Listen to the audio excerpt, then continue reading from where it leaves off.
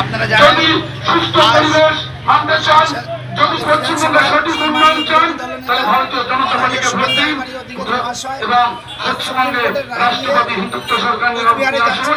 এই বলে আমার বক্তব্য শেষ করলাম। জয় শ্রীরাম। প্রতিবাদ সভা করতে যাওয়ার সময় তার ধন্যবাদ ঘিরে সঞ্জয় চক্রবর্তী লুঙ্গি বাহিনী মহাশয়কে।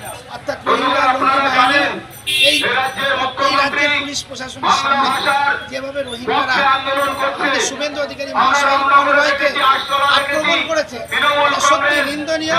তাকে প্রাণে মারার হুমকি দেওয়া হয়েছিল, তিনি গাড়ি থেকে নামেননি। যদি নামতেন তাহলে তাকে প্রাণে মেরে দেওয়া হতো। এত বড় শাসন শিক্ষকের পরিবর্তে ল অ্যান্ড অর্ডার ব্রেক হয়ে গেছে, অর্থাৎ বাংলায় কোনো শাসন আইনের শাসন নেই।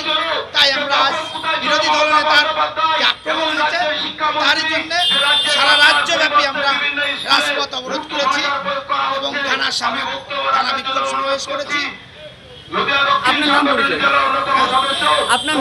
আমার নাম সুজন বালা, আমি বিনগর মিউনিসিপ্যালিটির কাউন্সিলর 2 নম্বর ওয়ার্ডের ভারতীয় জনতা পার্টির এবং এই 87 বিধানসভার কনভেনার।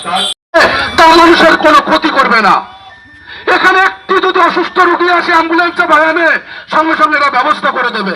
এটা রোহিঙ্গা না, এটা সেই অরাষ্ট্রবাদী মুসলিম না, এটা সনাতনী হিন্দু, এটা রাষ্ট্রবাদী হিন্দু। তাই আপনাদের এখানে না থাকলেও হবে, আমরা সঠিক টাইম মতো এখান থেকে হিন্দু বাঙালি তাদের একটা ভোটও কাটা যাবে না। এবার বক্তব্য রাখার জন্য অনুরোধ করছি সঞ্জয় চক্রবর্তী।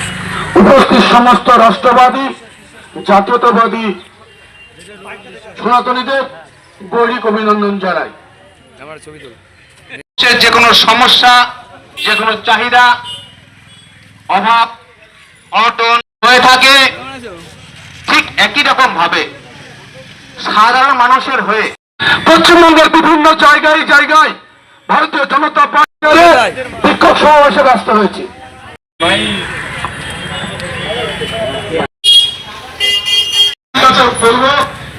কিছু কথা বলছি, আমি বিশেষ সম্মানিত করতে পারলাম না।